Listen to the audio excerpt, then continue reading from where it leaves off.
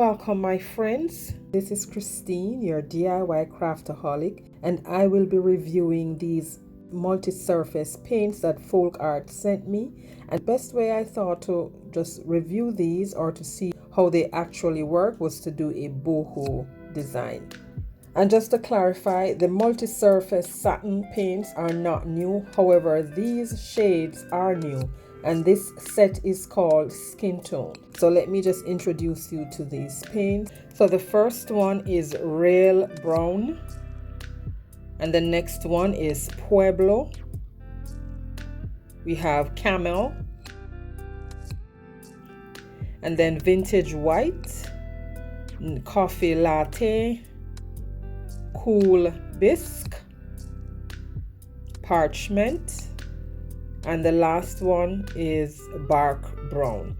Now I won't be using all of these, I'll just be using a few.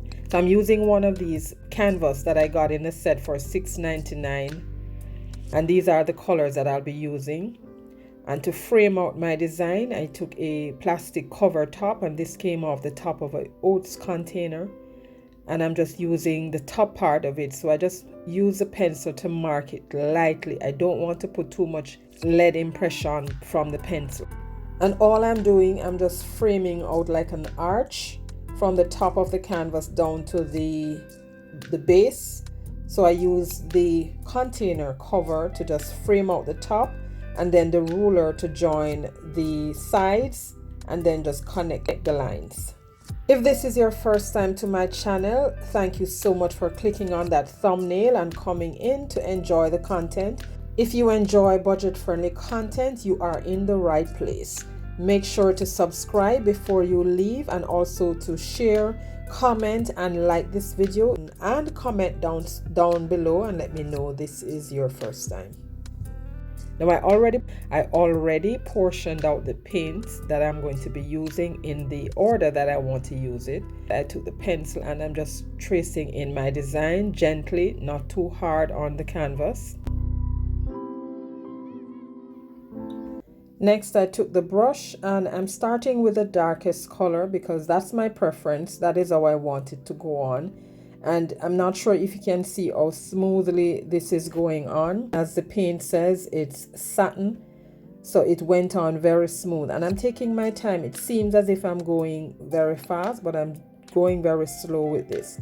And you want to make sure that you're going in one direction with your brush stroke, because this is canvas and the paint is smooth and the brush is new and all of that. It's not chalk paint, so it's gonna go on very smooth. So you want to make sure that your brush strokes are going in one direction, and not to paint too much over the surface either, because that's gonna lift the paint that you just put down. And after I did that, I took the heat gun and just dried that a little. I went along the edge of this part. This is optional. If you don't want your paint to spread to the edge, you don't have to do that. Now then it dawned on me then, Christine, you probably need to mark off your edges so you don't get paint on the sections that you don't want the paint. So I took a piece of masking tape and just cut little slits on it to curve it a little bit, and then tape that down. And here I'm going in with my next shade, and I think this was a Coffee Latte, and I use a small brush for this one, and then just dried it.